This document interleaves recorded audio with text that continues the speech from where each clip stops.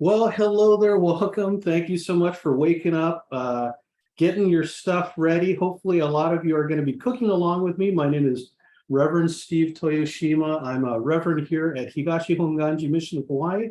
Uh, right now we're in the social hall kitchen, and we're going to be making some sushi and talking a little bit about the links between food and Buddhism today.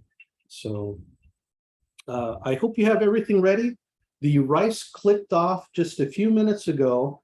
When you have the rice, we talk about getting that started. So hopefully you all have put the towel on top of the rice cooker and have unplugged it from the wall, and we're ready to get started. So as we were waiting for the rice to sort of let some of the moisture escape, we'll get into our presentation.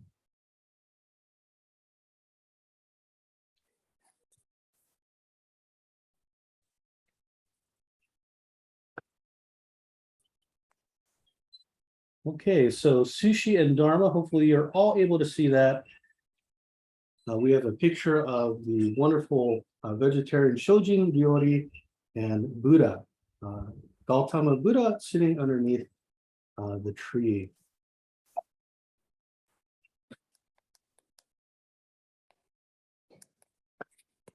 So some of you may be asking yourself, if you haven't heard of sushi yet, this is kind of a crazy time to be introduced to it. But if you want to know what sushi is, a lot of people think that sushi is raw fish. Certainly the jokes of the 1970s, 1980s were, people are eating this raw fish, how crazy. But sushi actually refers to the rice. Sushi is an old Japanese way of saying soured. So this is a rice that was mixed with vinegar, salt, and sugar. And it was originally designed to be layered around fish, and that the rice, as it would ferment, it would, kind of alcohol and, all the kind of lactic acid and stuff like that would come out of the rice, and you would have a pickled fish. And so this is a way of preserving fish for long periods of time. And this is still popular. You can find it in Shiga Prefecture, Japan. It's called funazushi. It's very fragrant. So maybe not very popular nowadays, but eventually somebody got the idea, well, why don't we keep this vinegared rice and we can put fish on top of it. And that actually became a very popular form of snack. If you're going to see a kabuki show, you would sit down and you could get nigiri sushi. That was meaning gripped sushi, because you're sort of gripping and forming the rice into a little ball that you would put the fish on top of, and it became kind of a nice finger food in ancient Japan. Yeah, and even though sushi, people think of raw fish, you can really put whatever you want on top of or inside of sushi. For my bona fides, the Toyoshima family cooking class, my dad is here, and since the 1990s, I think it was 1998, 1999, we first started teaching sushi classes. Some coworkers had asked my dad to teach a cooking class at his workplace, and so he invited. Well, invited is probably too weak a word. I went along with my dad to help him do a little bit of cutting and a little bit of cooking. It was at the time that I was working part-time at a sushi restaurant. If you folks have been to Sushi Kozo here in Hawaii, on the mainland, it's called Sushi Boy. And, I think Kozo sounds a little cooler, but that's where I learned how to make sushi, how to make chicken teriyaki, chicken katsu. We had all kinds of things that I learned at my first job. But for my dad, he learned with a teacher named Hirohisa Watanabe. He ran the Red Shell restaurant in Los Angeles. And even though the restaurant is not around anymore, if you go to pretty much any market that has Japanese stuff, they'll have like a miso salad dressing or a teriyaki sauce, and that's a Red Shell brand. So I'm pretty sure that I've seen it here in Hawaii too. It's very, very good. And so that's kind of where we learned sushi making. So starting in the late 90s, my dad and I, we taught the class maybe once a month, or 4 or 5 times a year, community centers, at temples, and we had a lot of fun bringing people together. When you have your boss and the person from the mailroom, they're working, standing next to each other, they're rolling rice, they're making mistakes, they're laughing, they're having fun. It's a wonderful bonding experience for family members, temple members, anybody who comes. And so hopefully you all have done this step already, but if you haven't, we have the rice portion. So in sushi, a lot of times people focus on the ingredients, otoro, chutoro, all these wonderful things, but in reality, the most important thing is the rice. So we are using Tamanishiki today. This is a super premium short grain rice. Certainly a lot more pricey than botan or something like that, but I feel that the texture is really, really good, and the grains are quite short compared to even like a medium short that you see for most like dinner rice. So it results in a lot better texture, I think.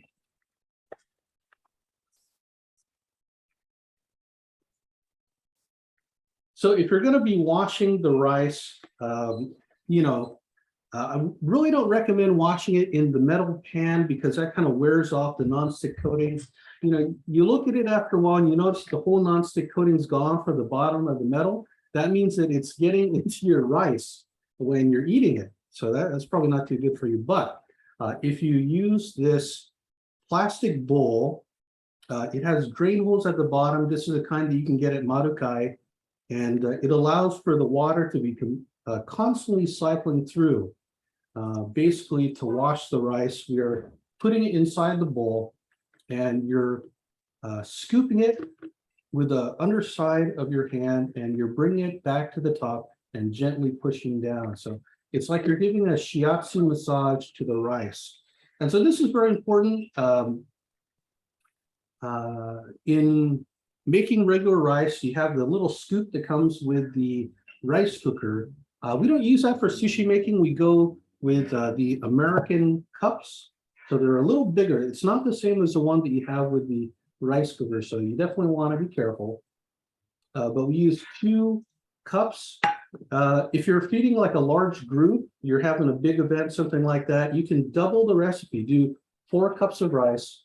But what I've done here is we're doing 2 cups of white short grain rice, and we are washing it under cold water. You have a stream of cold water coming down, and you wash it for, we recommend 12 minutes. It'll depend on the rice, but this will help to polish the rice. You're sort of getting rid of all the powdered rice on the outside, any kind of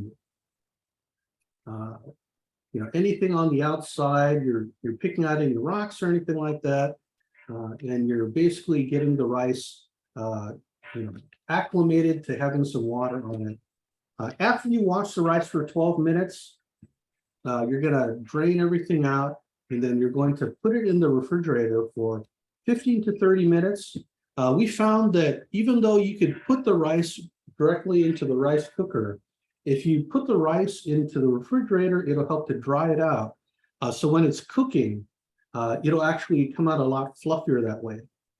And so hopefully you folks have a rice cooker.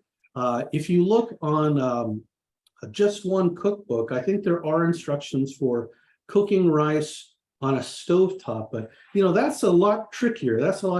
So a rice cooker doesn't have to be a fancy fuzzy logic one. You can just get a regular rice cooker and that'll do just fine.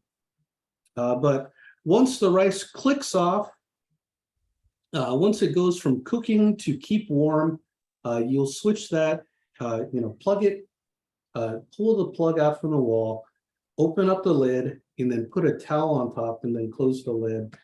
That'll let the steam and the hot air escape, the moisture start to escape, but the towel will prevent it from getting too dried out. Of course, rice is very important in Asian cultures. Certainly, it's kind of a pillar of life. It is something that can be grown anywhere you can have a rice paddy. So, all throughout Asia, you can find rice being enjoyed. And so one of the most important rice dishes of all, this is where the Buddhism comes in, is what I like to call sujata, and the most important meal.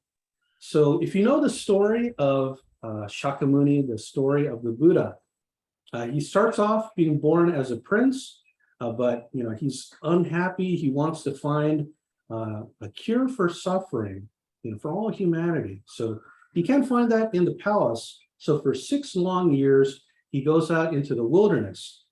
He trains with monks. He meditates. Eating just a teeny tiny bit of food, like a seed, for the entire day. That's the only sustenance he has. And at the end of these 6 years, he's all skin and bone. He's just totally emaciated. Some temples in Southeast Asia, they have these really graphic statues of the Buddha that's literally just skin and bones, meditating. But he was starving, he was near death, but his life was saved when a local woman named Sujata, she came, and he was so gone that she thought that he looked like a forest god or a forest spirit. And so she made the offering of this rice pudding. And so, he realized that this was it. If he didn't eat this, he was going to die.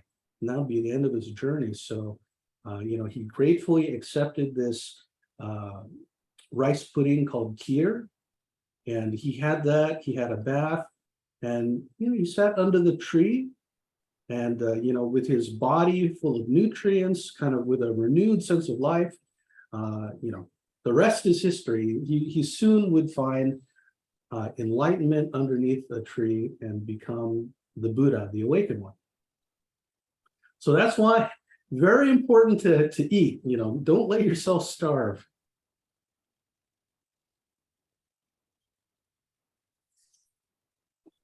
So actually, a funny thing that I learned doing research for this is that sushi rice is called shari.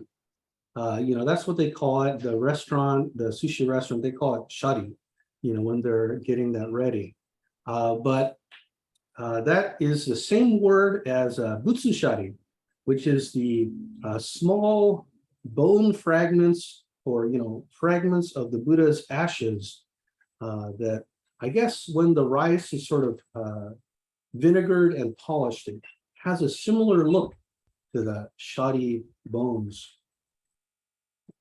Kind of a morbid, unusual thing, but it's one of those things where a lot of these wonderful culinary techniques, they came from, the way of preserving fish through using the vinegared and the fermented rice came from China. So, you have foods and food techniques, language, and of course, Buddhism coming from China, coming through China to reach Japan. So that's very important. Okay, so I'm going to switch to the other camera.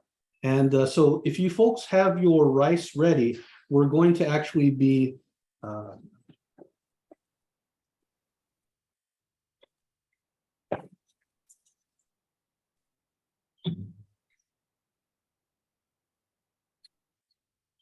mixing the rice right now. If you folks don't have one, this is really a tremendously useful.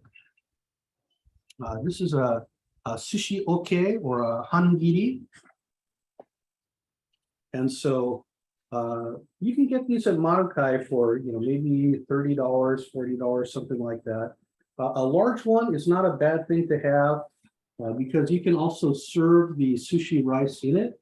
And we found that unlike a metal bowl or plastic bowl, the absorbency of the wood helps to take in some of the moisture from the excess moisture from the rice, and you get a very nice texture.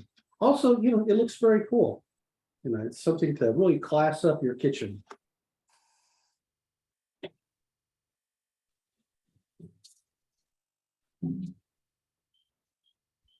So you're actually supposed to wet this down maybe about 10 minutes before you do the rice mixing, but I did mine a little early, so I kind of dried out a little bit.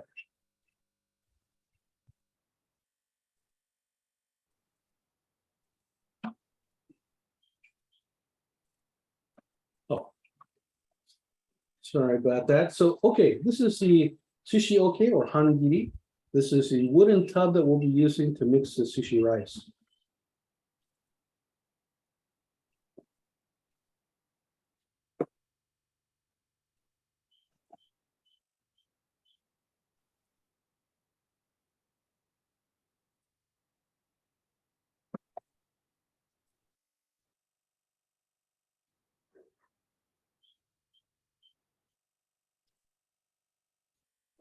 Okay.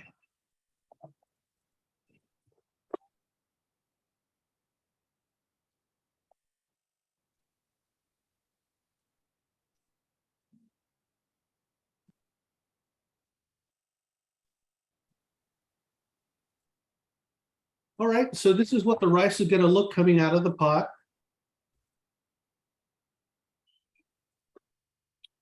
And we're going to use the shamaji. We're going to use the rice paddle to kind of free the rice from the sides.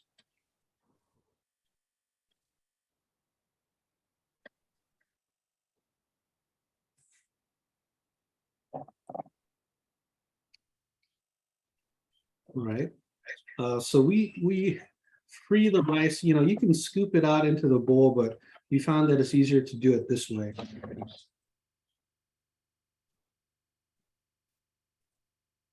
Okay, that looks pretty good. Pretty much the whole thing came out.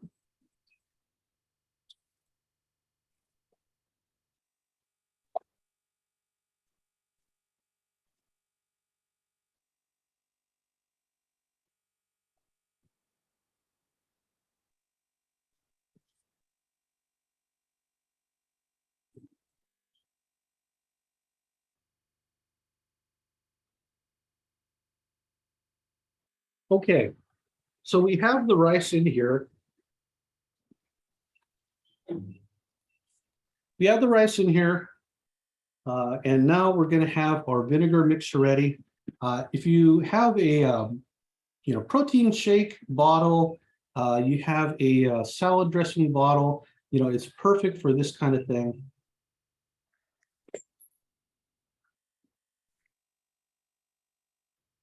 So right here we have our 3 ounces of rice wine vinegar.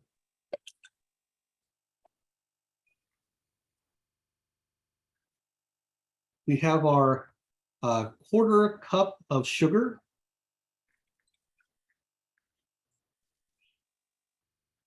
And we have our 1 heaping teaspoon of salt.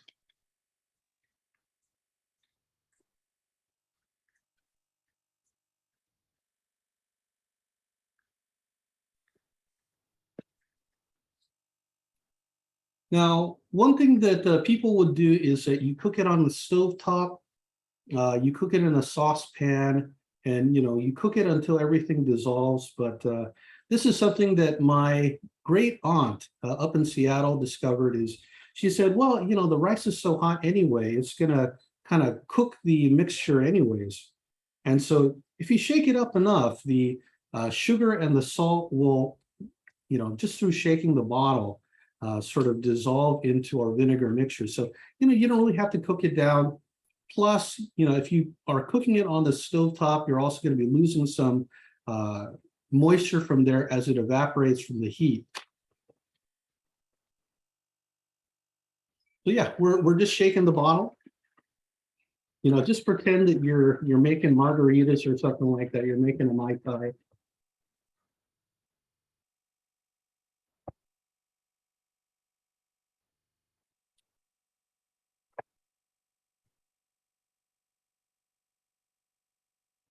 And so we have our su mixture here. And so what we're going to do is add about 1/3 at a time. Once the rice comes out of the rice cooker, you only have a limited amount of time to work with it before the rice cools down, and it stops being able to absorb the vinegar mixture as much as you want.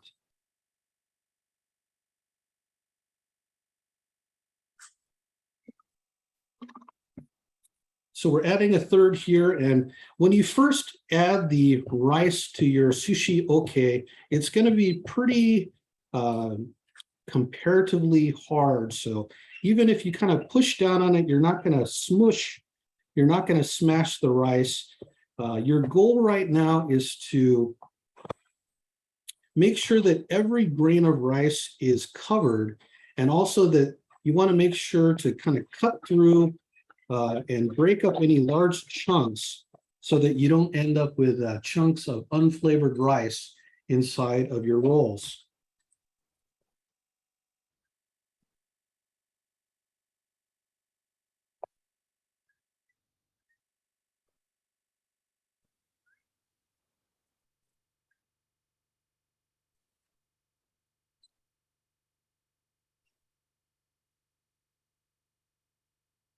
So you always want to take some stuff and sort of flip it onto the top and then push it back down. This is very similar to the same motion of when you're washing the rice in the first place. This is a way of ensuring that nothing is getting stuck on the bottom, kind of crushed down and forgotten about.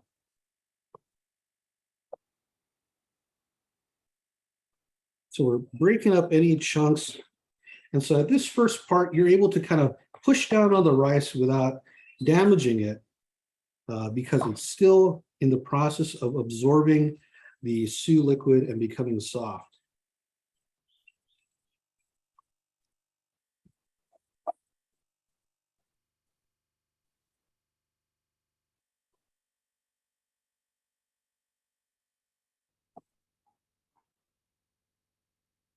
So after you've added the second third, you can start kind of eyeballing the moisture to your rice. If you've had sushi before, you kind of know when rice is like too dry or too wet. And so you kind of have to get a feel for, if your rice, especially if it's a new crop, it's really moist, you might say, well, this is already kind of soft already. And, if you add the last third or the last amount of the su mixture, it might be a little bit too wet. And that's something that we do not want.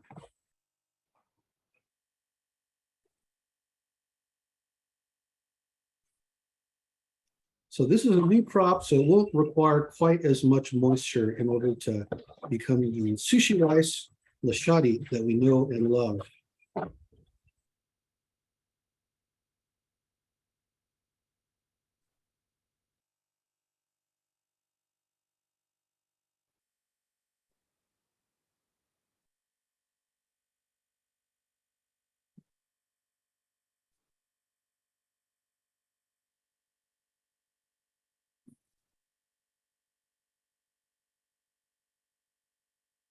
Now, does anyone have any questions about the sushi rice?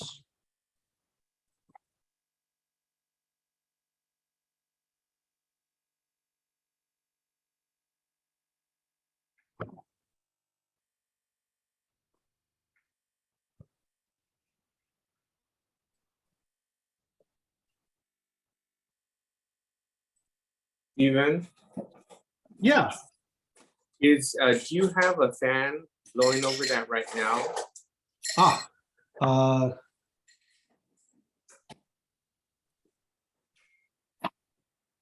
So this is why this is why my dad and we made very good teaching partners.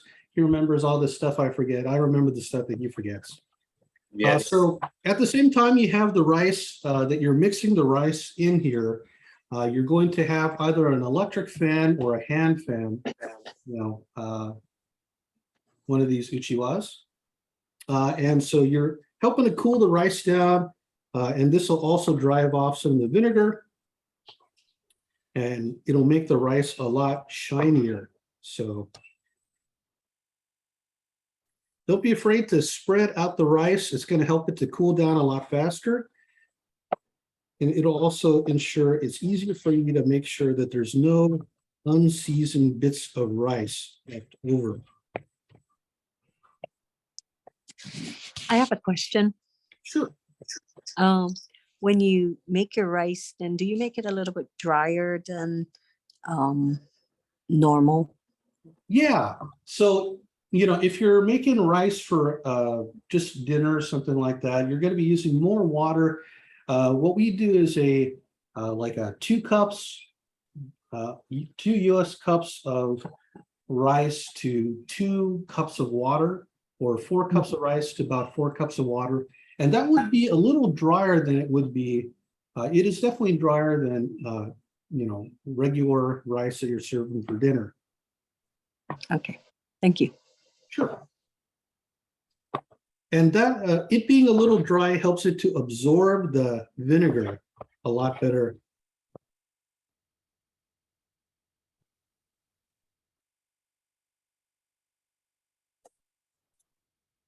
Okay, after a while, you start getting the feeling that the rice is a lot softer. Things are kind of binding together, and that if you try to keep moving it around, you're just going to smash it or kind of damage the rice.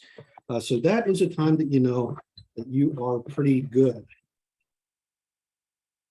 Yeah, it's at a good temperature right now. That will continue to cool. What we can do is put that under a wet towel. That'll help to keep it from drying out.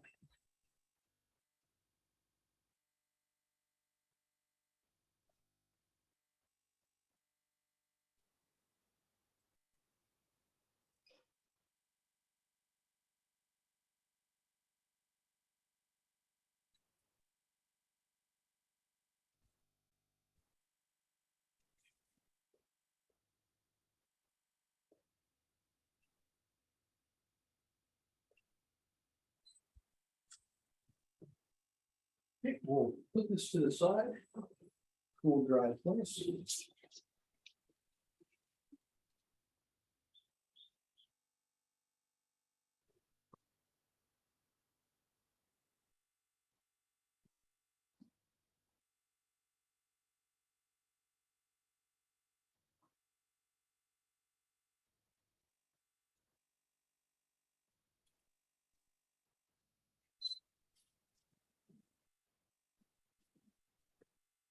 Oops.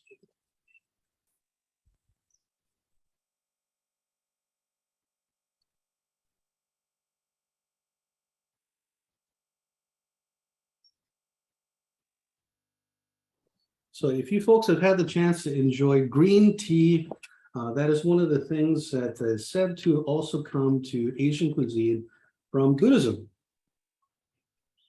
So green tea, the monk Bodhidharma, if you've ever seen the Dharma, the little piggy bank kind of things where you draw the eye in if you want to have a wish granted, that actually comes from the monk Bodhidharma. And so it's said that in process of meditation, he's meditating for such a long period of time, but they wanted to stay awake for long periods of time when meditating. So at a certain point, he gets so desperate to stay awake, he pulls off his eyelids and he throws it on the ground. That's one way to keep your eyes open, I guess. But from those eyelids, they sprouted into green tea leaves. And so kind of an unusual origin story for tea, but monks would use tea as a medicinal drink, something to keep focused, keep sharp, lots of health benefits to tea, and also to stay awake during long periods of meditation. And so in a similar way, tofu also developed in China as Buddhism came through India to Central Asia to China.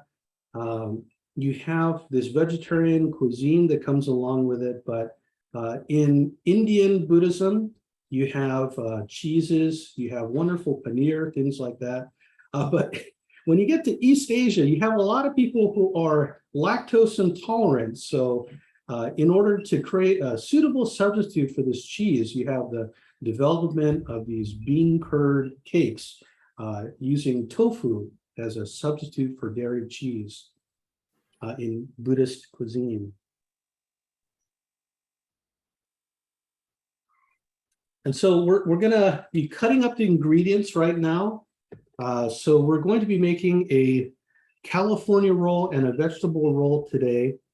You can really put whatever you want. Well, you can do a chicken teriyaki roll with lettuce, cucumber, avocado, sesame seed, and chicken teriyaki. You can really make any kind of roll you want. But these are the ingredients for our rolls today.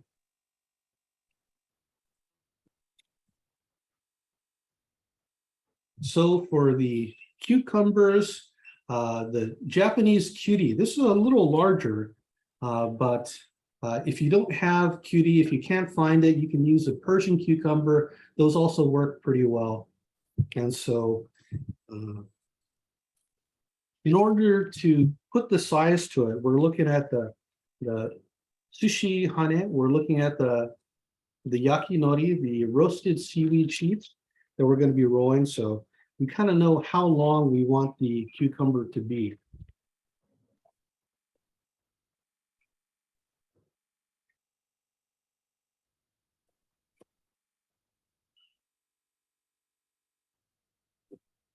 So far, my dad and I have been very lucky.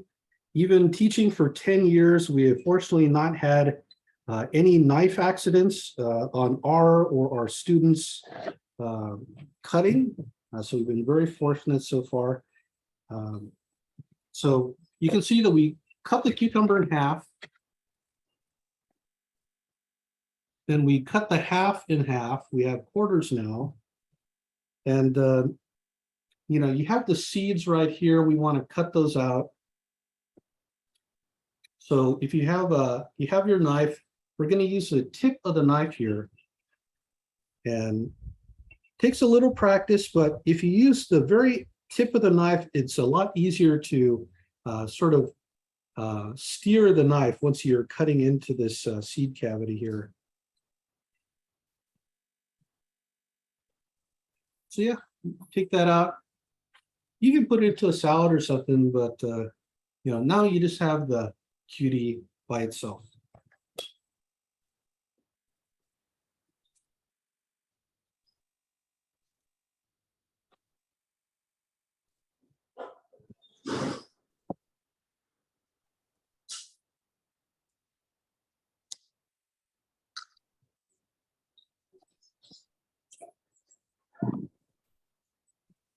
Okay.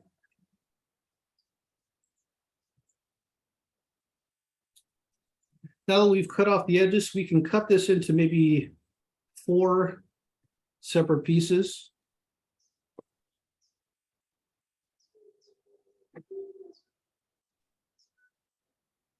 Again, we're just using the tip of the knife and keeping it kind of pitched at a high angle in order to guide it as we cut through the cucumber. So you end up with these perfectly roll-sized cucumber.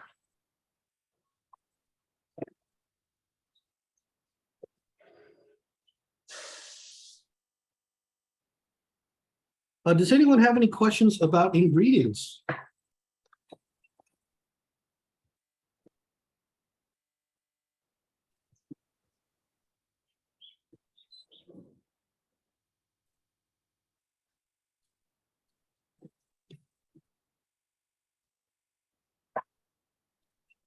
Steven, Uh-huh. in your classes, what kind of ingredients did you use that were a little bit different? Well, one of my favorites is the KFC roll. If you get KFC chicken tender, you cut it in half with lettuce, like a mayonnaise-based sauce, you know, like a dressing or something like that. You can make a nice crunchy roll. One of our favorites is to do a tempura crunch roll. So you fry up a shrimp tempura, or if you buy the frozen ones at Costco, those are actually pretty good too. You bake them in the oven. At the Japanese market, they sell a thing called tenkatsu. It's like little tempura chips, the kind that are made when you fry tempura. There's a little bits that come off that get fried. And so you add those to the roll along with like a sweet teriyaki sauce and avocado and cucumber, and you have a very nice tempura crunch roll. You can roll it inside out, and you put the tenkatsu on the outside. It's almost like a breaded roll, and you cut that up. Very delicious.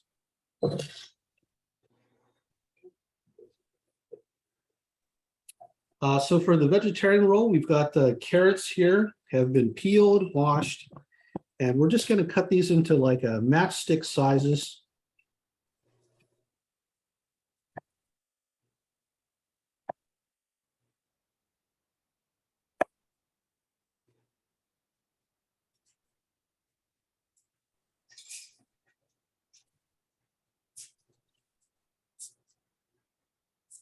Another thing that we've done is like a tuna salad roll.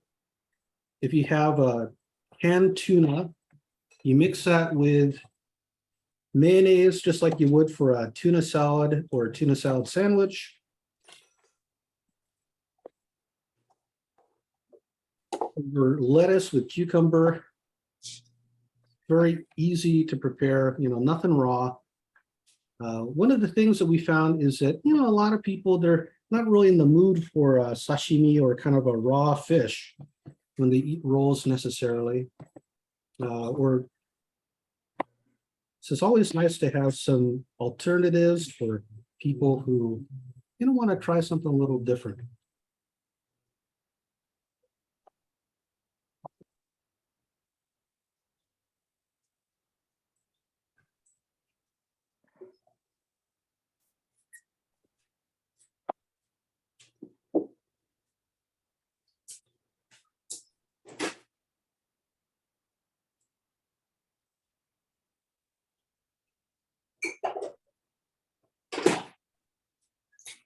Okay, so for those of you who have your ingredients ready, who have your rice ready, now we're going to get rolling. So this is one of the trickier parts.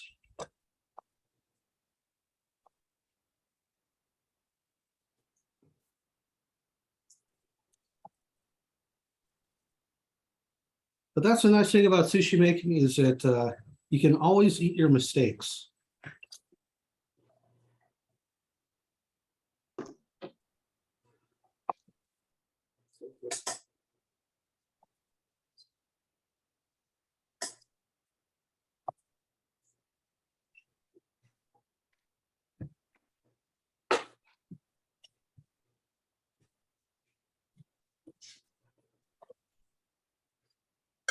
We've got our carrots cut up into, matchsticks. If you get shredded carrots, from Safeway or something like that, that works perfectly fine too. You can boil the carrots or parboil them to soften them if you want to put in whole carrots, but carrots tend to dominate whatever is in there.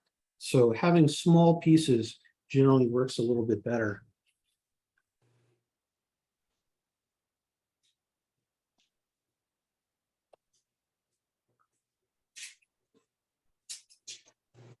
Okay, so we're ready to start making the rolls.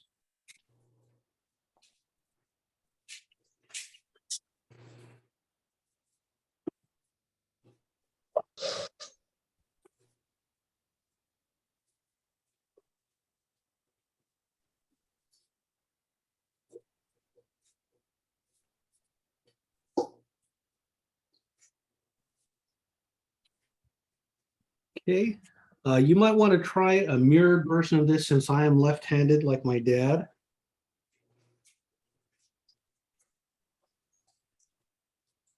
Okay. For the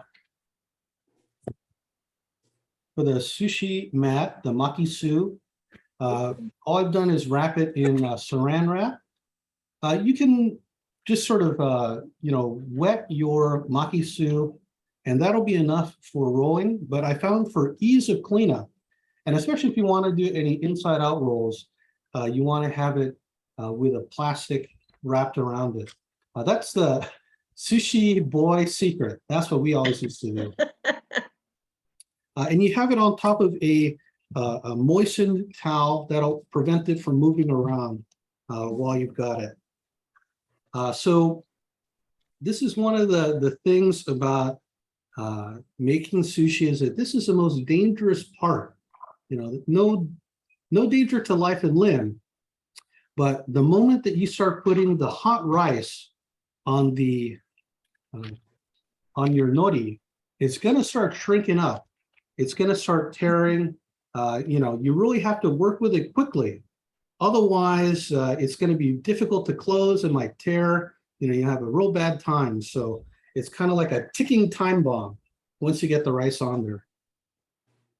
But this is the rice that, this is the yakinori that I recommend.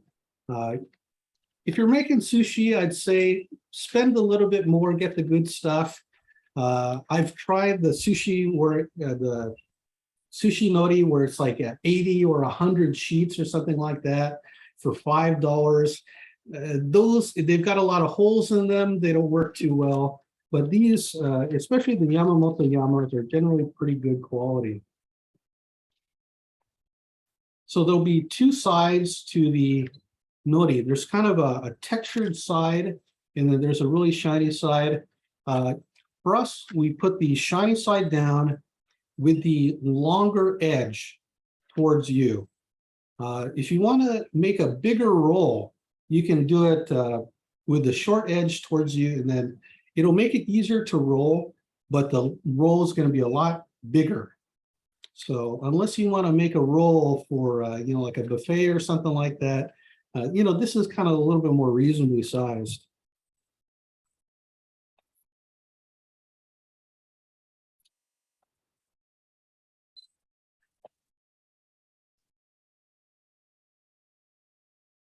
Okay. So on the side here, I've got a. Uh-oh. Any problems?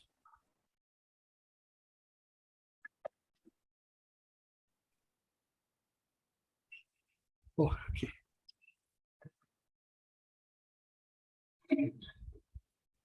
So I've got a pan here with some warm water, and we're going to splash in some vinegar. This will prevent the sushi rice from sticking to your hands.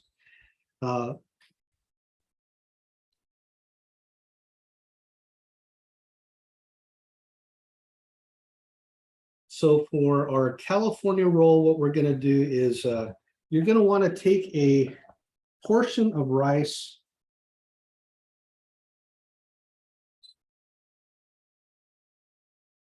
Say it's about the size of a tennis ball. It would fit in the 1 cup. And so all we did is just scoop it and lightly press it together into a ball. And we place it in the middle of our nori sheet.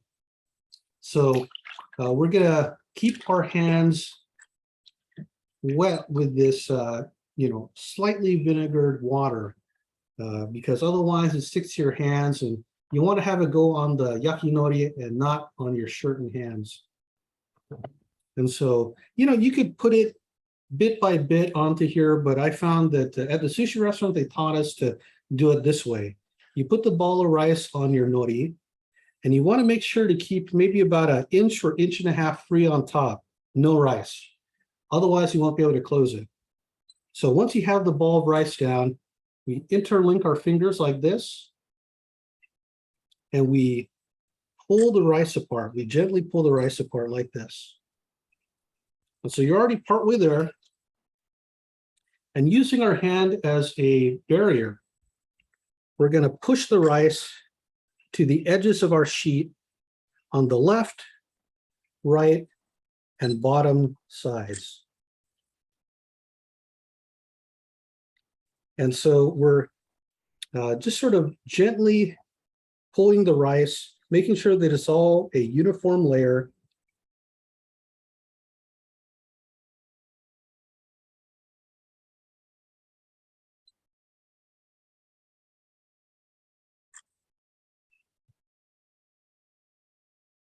So when I was working at Sushi Boy, they said, it's okay if you can see the nori through the rice.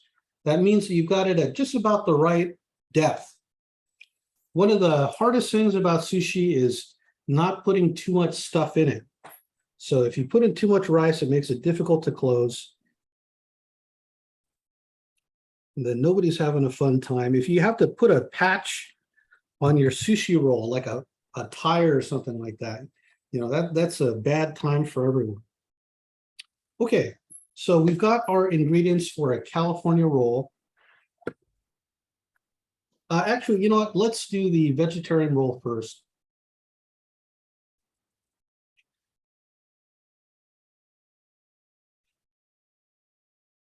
So we've got our romaine lettuce here. We're going to lay it down.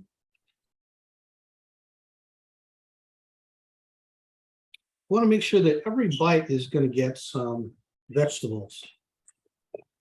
So we've got our carrots here. Carrots will give a little bit of crunch and a nice color. We've got some Lone Palm Farm alfalfa sprouts. People also do like a cyclone sprouts and things like that.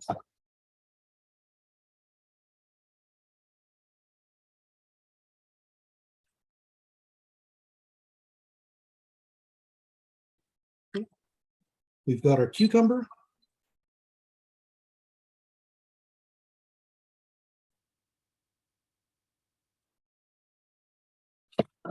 And something providing some essential fat, some wonderful richness to your sushi rolls, whether it's vegetarian or not, is avocado. Now, the method that my dad and I use for cutting up the avocado, you might have like one of those fancy avocado cutters or something like that. That's fine, that's fine. But basically what we do is you cut into it down to the seed, and you just turn the avocado around the knife. You turn it until you've cut the entire thing and you've got it in halves. This one's not bad. This one's not bad. That's one of the tough things about trying to make sushi in Japan at home, is that avocados are a little hard to come by. So a lot of times you have to do a California roll with egg or something like that, depending on the season. But here in Hawaii, that is not a problem. Especially at Marukai, that's a good place to find ripe avocados. And so all you're doing is, we're just cutting into the avocado here, and we're just like butter, we're scooping out the avocado to put inside our rolls. No fuss and no muss. Once you are satisfied with the number of ingredients that you have in here, I'm going to add a little extra special ingredients. If you go to the Korean market, they have the gochujang paste. This one, it is just pepper and oil, basically. So there's no like meat or any kind of animal ingredients in here, but it just adds a nice bit of spice to our roll. So I just put a little bit of that on there. And now we are ready to roll. So you lift up the back of your makisu with your thumbs like this, and you use your middle finger to hold on to the ingredients that keep them from flying forward. And so gently, we are going to roll it over, just like a big wave, until it touches the end of our safe zone here. And so just going to preemptively kind of shape the roll here, and then you peel back your makisu mat. Your roll is almost done. So everything looks good there.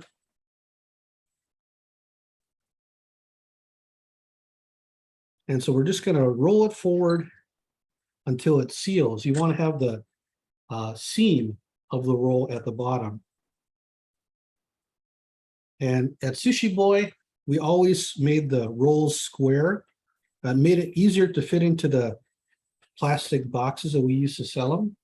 And so you wrap it around, squeeze on the side, squeeze on the top, and you have a nice square roll. Now it's the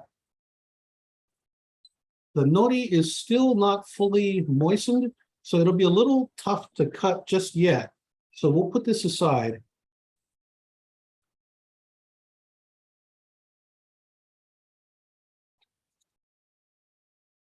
We will put this aside for now.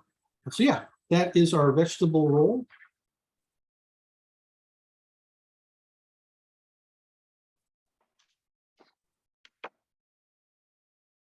Anyone have any questions about the vegetable roll? Hey, Steve, Uh-huh. can the people who are doing this at home take pictures of the rolls that they've made? Oh yeah, please make sure to take a picture of any roll that you might be creating. Oh, I read it to you. oh my God, I don't think I've ever seen you in person. Here, come on, camera. Which side? Yeah, we're down here. Alright. I figure you need someone to taste your things. Like Of you buy. course, please, yeah. I just finished work, so I thought Oh, wonderful. maybe Thank you you for need coming some down. help or assistance or.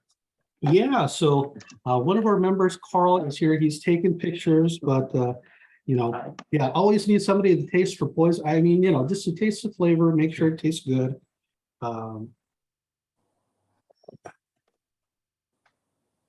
So right here, and this is optional. You don't have to do that. You can get this from Marukai. This is the masago or Cape Lynn. It's a flying fish egg. So, you know, not everybody cares for flying fish egg for masago or ikura. Actually, I don't really care for the ikura salmon eggs, but these are pretty tasty and they add a wonderful color to your California rolls. So what I'm going to do is get some of our masago here. And we are going to add a little bit of mayonnaise to turn it into a paste.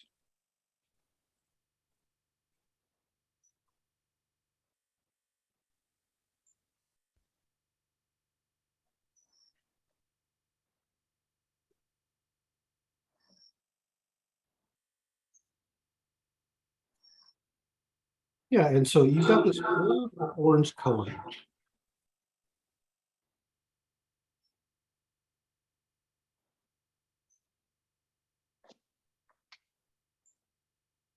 So California, please make sure to mute your microphone if you have your stereo set up to play through your speaker. So the California roll is an interesting innovation. A lot of people who have claimed to have invented it, but for us, we believe that it comes from a restaurant called Tokyo Kaikan in Little Tokyo. So this was sort of in the late 60s, 70s, and there were a lot of people who were coming in who were, not Japanese, who were interested in the sushi, but they didn't want to have anything with raw fish or kind of unusual ingredients that they didn't know about. And so in order to make it more palatable for Americans, they introduced the California roll. And so I'll introduce the ingredients as I put them down on the nori. So we're going to be putting the same kind of tennis ball sized ball of rice on there. Yeah, that's a little bigger than a tennis ball.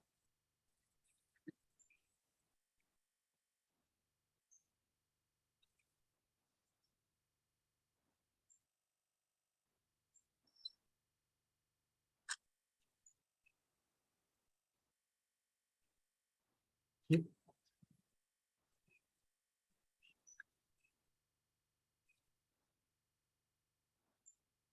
Okay. We've got the rice on. Step one is done. If you like hot, you can put the wasabi directly on the roll. This is what we used to do at Sushi Boy. Just a very, sorry, I did that really fast. You put a little bit on your finger and then you turn your finger, gently spread it out, your finger painting wasabi onto your rice. Just a little bit will do, unless you really like it spicy. And so once we've got that, we're going to add our masago. Because we added the mayonnaise, we don't need to add mayonnaise separately.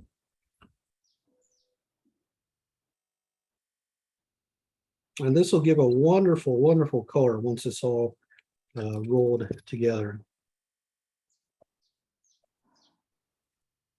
Okay, we've got our cucumber, our cutie, and we have our imitation crab, the kanikama. This is like a crab leg style. This one, you know, fits most easily into a sushi roll.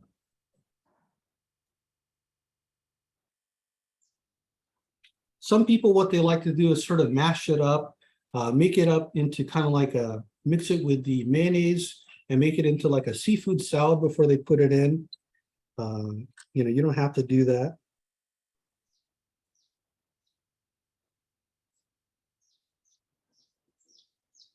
Steve, I have a question. Yeah. Do you have to cook that imitation crab leg? You have to cook it first. Oh, no, no, it's already cooked. It's already ready to go. Oh, So okay. everything in here, I guess, yeah, except for the salmon or for the masago is cooked. Okay. What you mean the masado? Is that the Oh, red thing that Yeah, the orange fish eggs. is already cooked, right? When you bought it, or you have to cook it? No, you don't have to cook it. It's just like a fish egg. So Oh, I we see. put on our goma or our sesame seeds. And finally, we're going to put on the avocado before we get things rolling. California roll is nice and simple. This is the most popular thing that we made at Sushi Boy. It was one of the cheapest. That's why when you go to a sushi restaurant, almost all the fancy rolls like the rainbow roll or the dynamite roll or whatever you might have, all it is basically a plain, not even with the masago, a plain California roll that they've lumped stuff onto, and then they really jack up the price. So if you make a California roll at home, you can save yourself quite a bit of money. And you can drape on the sashimi yourself if you want. Okay, so we've got our ingredients here, and we You are. leave a little bit of no rice zone. Yeah, I leave the no rice zone on here. It makes it easier to close, and it means that this entire strip here will be overlapping with this, so it'll make it easier for the roll to stay together. Okay, and then again, we'll squeeze it at the sides and then push it on top to give it a nice square shape. It'll eventually kind of round itself, but for now, we have a nice rectangle.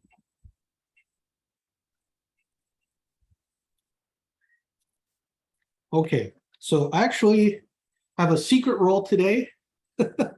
It's something that I've wanted to do, and that you have your favorite brand of poke. We have a Foodland poke here. This is the Alea sea salt ahi, and it's going to be very similar to the vegetable roll.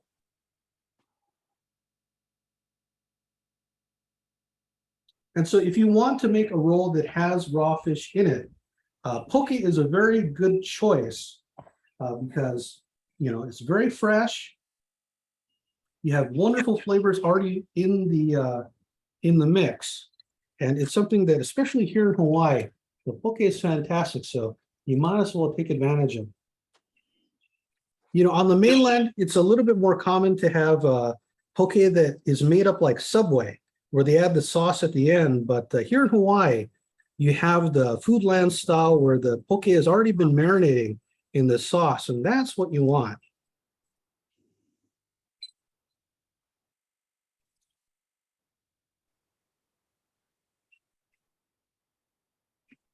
And so, yeah, anything you want to put inside of a roll, you pretty much can.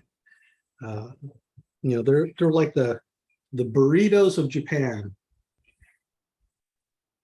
But if you have anything that's going to be a kind of oily, like a tempura, you want to make sure to have lettuce in order to kind of protect the rice from soaking in too much oil or what have you, or sauce or something like that.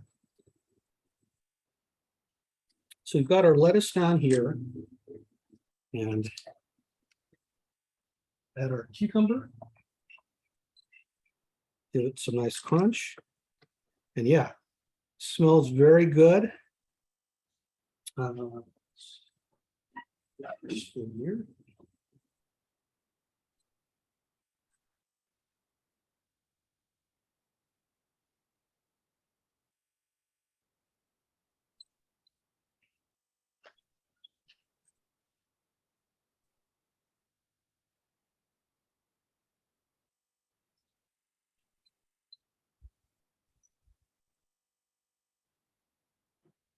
So however much ingredients you want to put into the roll, you always want to add a little bit less than you think you'll want to have in here, because you always want to make it easier to close than harder.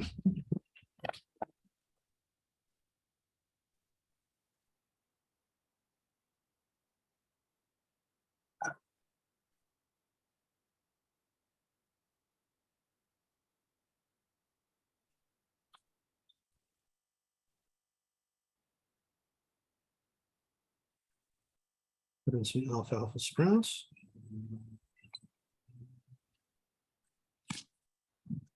Okay, and we'll close it up.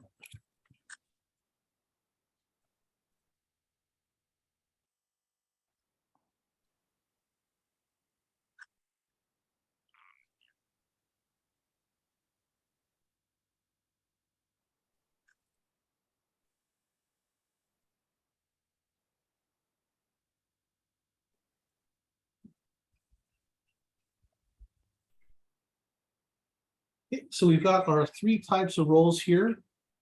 In just a few moments, I'll cut it up.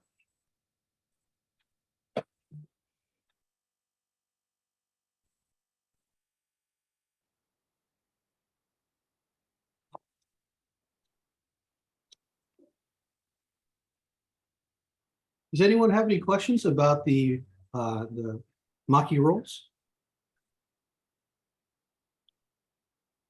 Is there a difference between when some restaurants have it inside out, you know, when they order the California roll? Is there like a Well, you know, difference? funny you should mention inside out rolls. And listen, you know, even though my dad is watching right now, I have a secret to tell you guys, and that's why I wrapped it up in the plastic wrap, is because I was going to show you all how to do an inside out roll. My dad is a traditionalist. He doesn't like inside out rolls and fancy stuff like that. But the way that we learned at Sushi Boy was inside out rolls. Now, just like the California roll, the inside out roll was designed as a way to make sushi, you know, the maki sushi, more palatable to Americans. So a lot of Americans were looking at the nori on the outside and said, ooh, that kind of looks weird. I don't, you know, I don't want that. And so this one, we're gonna spread it out like before. And actually, this is good that this is the one of the later ones, because it will get the saran wrap a little bit more dirty. So yeah, we've got our rice on the outside just like before.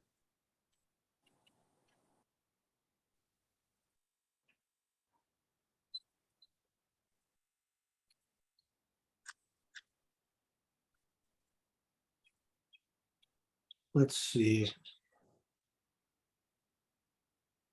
Yeah, we've got the flying fish roe. So let's use the masago.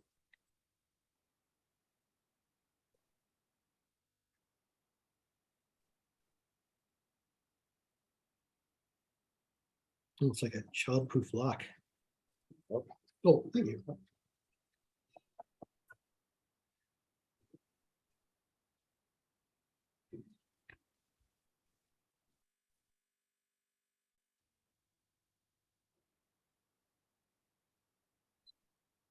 Here we're going to put masago on the outside.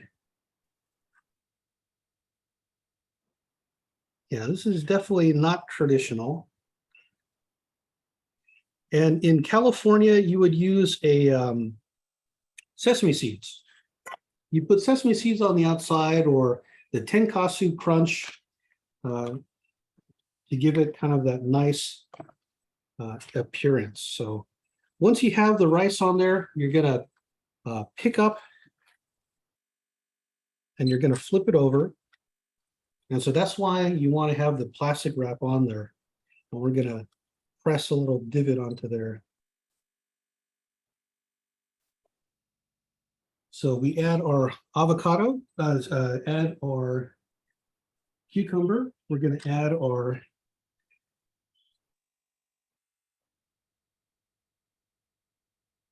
kanikama.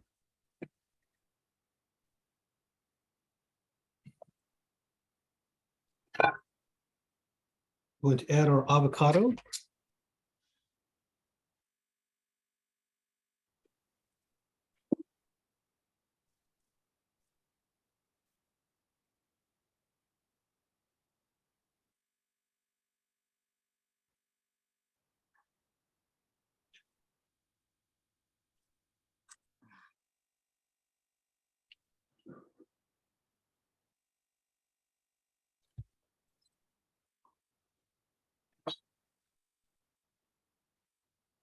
Then we're going to do the sesame seeds.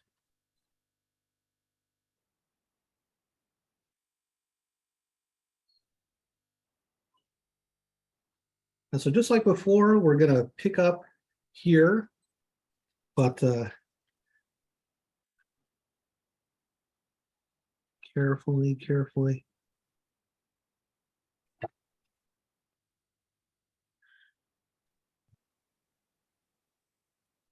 Again, we put the seam on the bottom.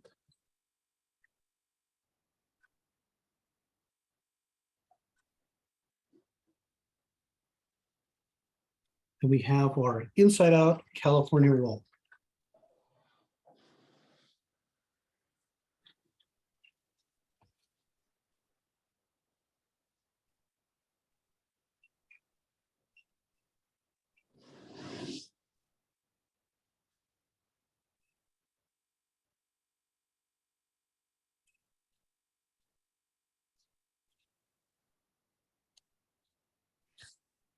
So when we're about to eat, we say itadakimasu. So that's a Japanese culture thing.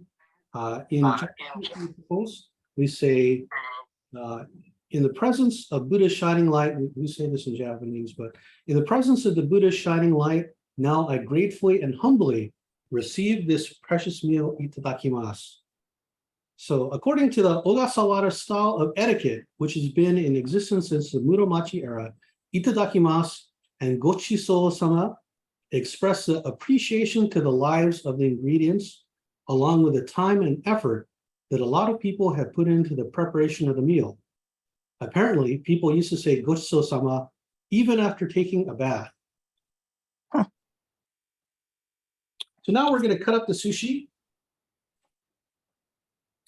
Yeah, I'll put this here. We'll get one more roll out of it.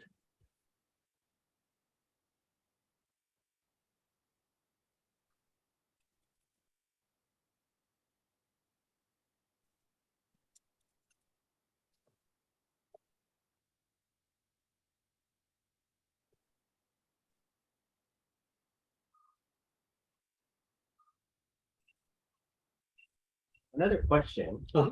is, you know, when you go to like Marukai or any of these, you know, Don Quixote, they sell these fishes, raw fish, and some of them say it's sashimi style, and others just doesn't say anything. Do you know if there's any difference between those? Well, sashimi grade, it means it's very fresh. So, you know, you can buy salmon at Safeway or something like that, but a lot of times it's intended to be cooked before you serve it.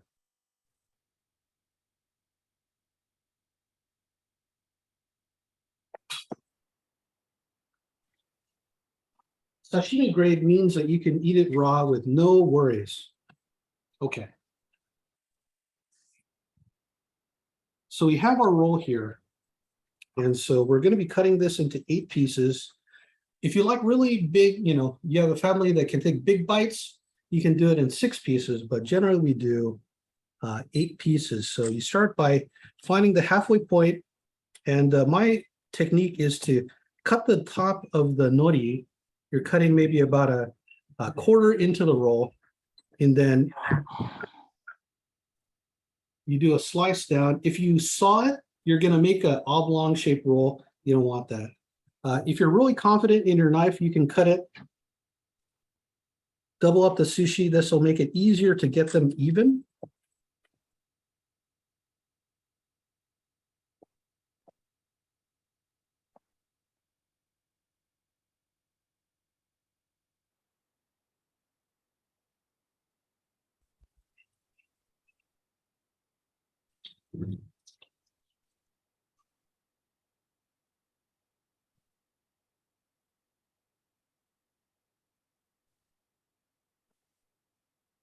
Yeah, if you have a really sharp knife, it makes it much, much easier.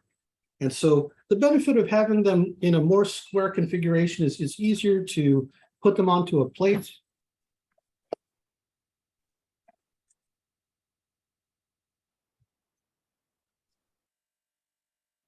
This is our veggie roll. It's very tasty.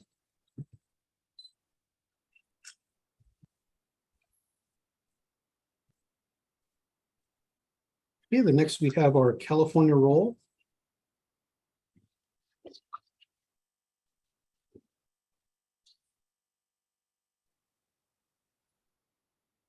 Did you wet the knife? Did you Yeah, wet the knife? you have to make sure that the knife is wet. Otherwise, it'll get stuck on the rice. And then you said the technique, what you when you put on the top of the roll. Yeah, What you are kind of cutting part way into the roll. Oops, you're cutting Okay. part way into the roll, and then cutting down with the rest. You have to have a sharp knife, but that'll get you the best results. Even more so than a chef style knife like this, a long sashimi knife will do the trick as well. We had one at the sushi restaurant that was almost like a cleaver.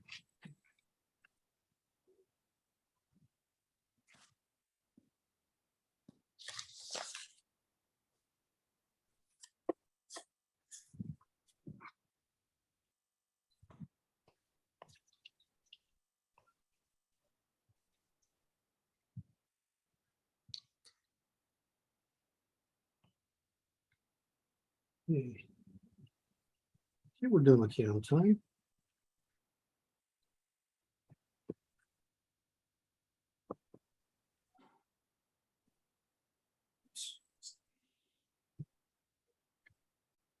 Steve, you have question on the chat.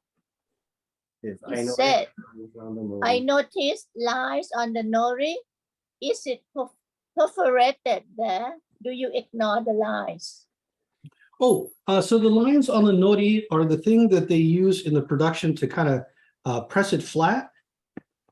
So, I don't really use those as a guideline.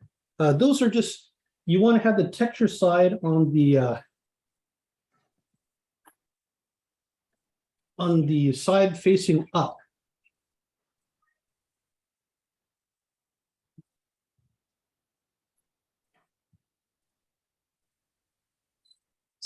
So you just ignore the line.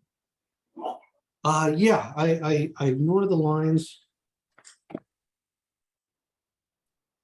Yeah. This is something like getting them even. That takes a few years of practice. So, I'm kind of out of practice. So I apologize for being a little less even than it usually is. But, it's still a lot of fun showing this off to you folks.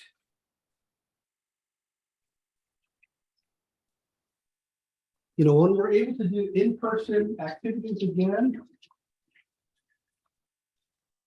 it'd be nice to do this with a group of people in person. But I over agree, Zoom, and then we can eat it. Yeah, and over Zoom, we're doing it for free, but for in person, we'll purchase all the ingredients, and so you guys don't have to, buy them for yourself. So even in an inside out roll, we're using the same technique.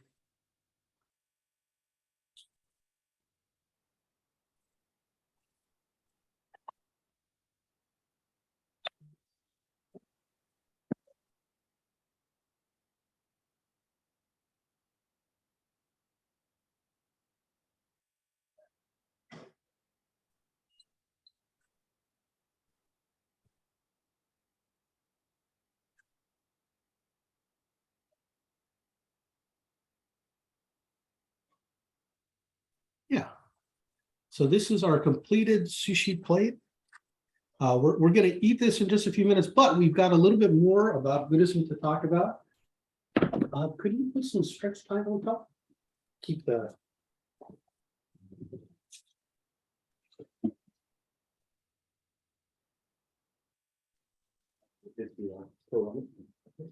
Thank you, thank you.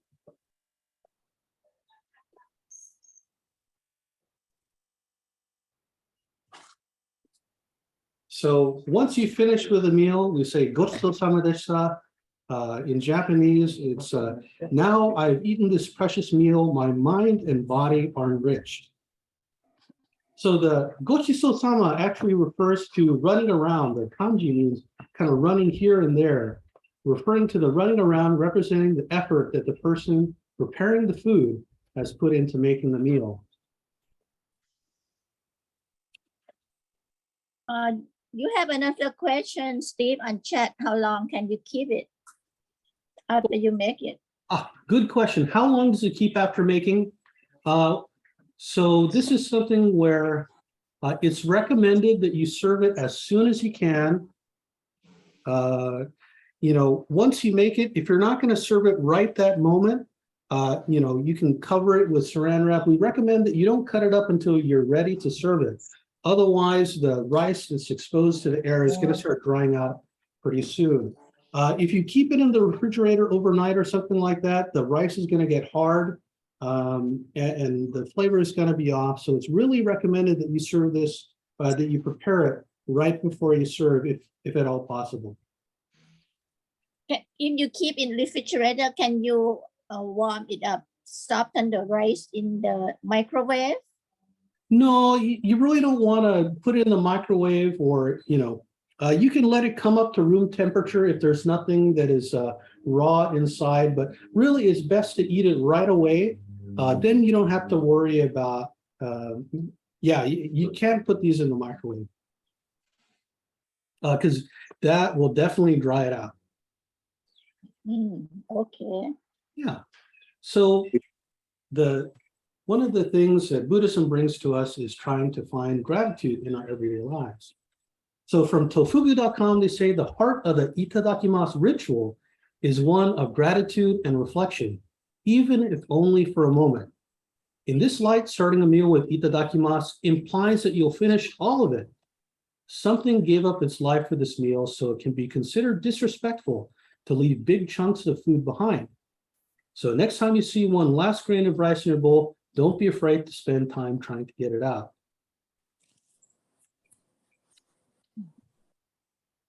The thing of something giving up its life, whether it's a vegetarian, whether it's a meat that you're eating, something gave up its life force in order to allow us to survive, whether it's the rice that we made the roll with, the alfalfa, the cucumber, the tuna, so many things, and the labor that people put in at factories in Japan and here in Hawaii to prepare the ingredients that we're able to enjoy today. So when we say itadakimasu and gochusou-sama, it is an expression of that mindful thinking, that appreciation for all the things that go into letting us eat every day. For the Buddha, he found that middle path between the harsh life of eating like a single grain of rice per day, or like a single seed to survive, and the opulence of, the life in the palace was probably like, Applebee's 24/7. Is every thing you could desire, but he found that the middle path, the way in between, a moderation in life, not harming ourselves by starving ourselves. You're still able to eat and enjoy it, but not to get too attached to, really feasting and the flavors and things like that. We're all part of this golden chain of interconnectedness that links us to the lives of all these other beings, including those plants and animals. And without those things, we would not exist. In the Rice Seedling Sutra, the Bodhisattva Maitreya, the future Buddha, offers an example of the chain of causality. From a seed comes a sprout, from a sprout, a leaf, from a leaf, a stem, from a stem, a pedestal, from a pedestal, a pistil, from a pistil, a flower, and from a flower comes a fruit. If there is no seed, the sprout cannot arise, and so on, until finally, without the flower, the fruit cannot arise. Now, all the things, the rice, the cucumber, all these things are in a delicate balance with humanity. And so if we have too much pollution, if we these things, this whole chain can fall apart and we would not exist. Moreover, Maitreya teaches a rice seed will not flourish unless soil is there to support it, water to moisten it, and the sun to ripen it. Remove any of these or other necessary conditions, and there is no rice. The universe in a grain of rice by Andrew Moore, The Lion's Roar. Thich Nhat Hanh, he said that,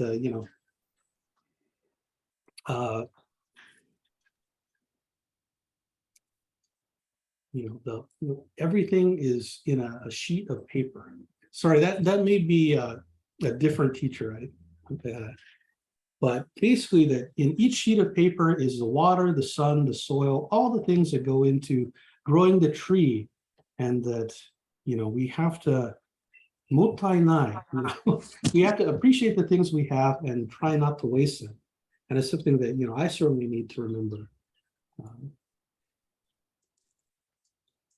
And so we're coming up on 12:30. So, I would like to say mahalo. Thank you so much, folks, for watching. If you enjoyed this presentation, please consider donating to HAIB. That'll support us being able to do activities like this in the future. We have our wonderful Dhamma Chakra Day. We have all of these different events where we have speakers coming out from all the different branches of Buddhism from many different countries and traditions. And HAIB allows us all to come together to share these traditions, to share these different ways of seeking the Buddhist path, brings us all together. And just like the rice in that bowl, we all get folded together and become delicious sushi. So I'd like to thank you folks so much for watching. If you have any questions, please feel free to ask. Otherwise, maybe it might be, we don't want to be eating on stream. You guys will get too hungry. But I hope that you take pictures of anything that you make and send it to the temple, send it to HAIB, and let us know how it came out. We're always looking to improve. If you have any better ways of making sushi that you learned from your mother, father, grandma, we're happy to, find these suggestions and pass them on. Oh, beautiful. Yeah.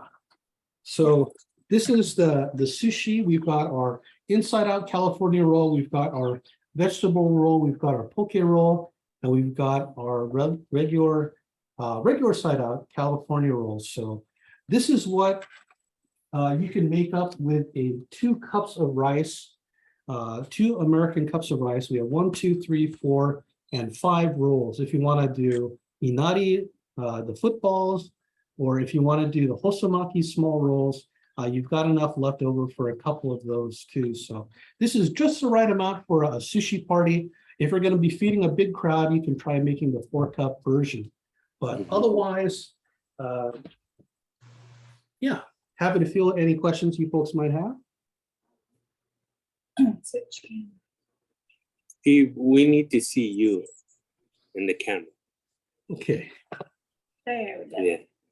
So just in case you haven't seen my face, please come down to the Higashi Honganji Mission of Hawaii. I'll be, I can't give you free sushi, but if you have any questions about Buddhism or sushi, be happy to talk story.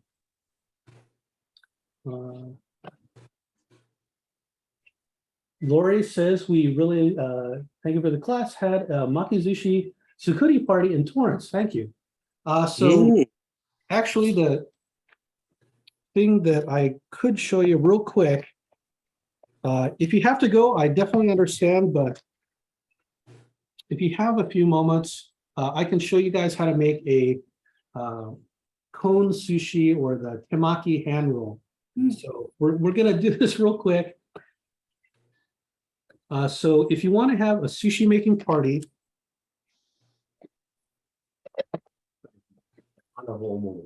yeah. Again, the Hanaho call. Oh, yeah, yeah, if you could do that. If someone could give a nice outro, that would be very nice, but so basically you take a piece like this, and so you just have the sushi rice all prepared in a bowl, and then everybody can take and make their own temaki rolls. So we're going to start off with a triangular shaped. Like a triangle.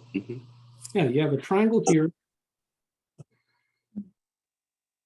And we're going to put our ingredients down.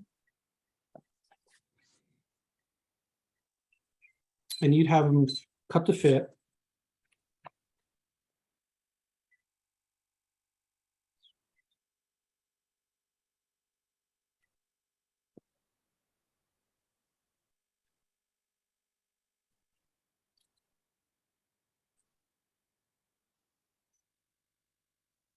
So you just lay the ingredients down on here, and then you fold until you make a cone like this.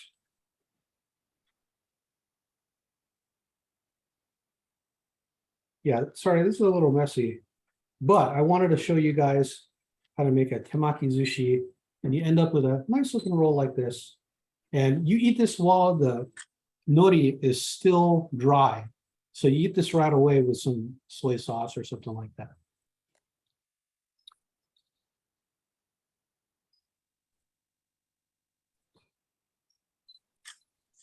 Thank you, Steve. The cone one is easier for me to make. Yeah, yeah. This one, you know, if you put too much rice or too much ingredients or something, it's very forgiving. You know, you can still make it up very easily. That's the other tip that I see Reverend Steve doing is every time he touches sushi, he has a bowl of water here. Yeah, And water with a little bit of vinegar. He wets his fingers so that. Okay, so Angie asks, how long can you store the rice after mixing it? You want to use that right away. You know, covering it with a towel, we've been able to have it for, you know, about an hour and a half, but that is definitely like, you know, showing off a lot of stuff. But once the rice is ready, it's getting hard. It's getting, you know, like it's losing the right moisture and texture. So you don't want to wait too long before using it. You got to use it as soon as you can and serve the rolls as soon as you can. And then Steven, if you happen to be using the avocado, but you're not going to use it right away, what you can do is put it like we used to do with water with that same vinegar in it, and that keeps it from Or lemon or something like that. lemon, yeah, So, anything like that. You can put it into water with lemon, or you know, put lemon juice over it, or you know, what I'll usually do is just cover it with saran wrap with a seed in there. And I think having the seed in there keeps it from going brown a little longer. But generally, you should use it pretty quick. You know, you're not going to wait a couple of days before using the rest of the avocado. But if there are no further questions, I'd like to thank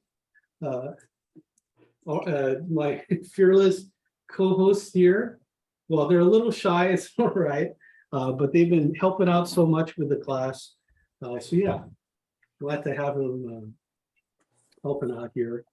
And yeah, hopefully looking forward to seeing you folks at another HAIB event soon. And until then, you folks all have a wonderful afternoon. And don't forget to let us know how it goes. And please support HAIB if you can. Thank you so much. Share your photos. Share your photos. Thank you, Steve, and thank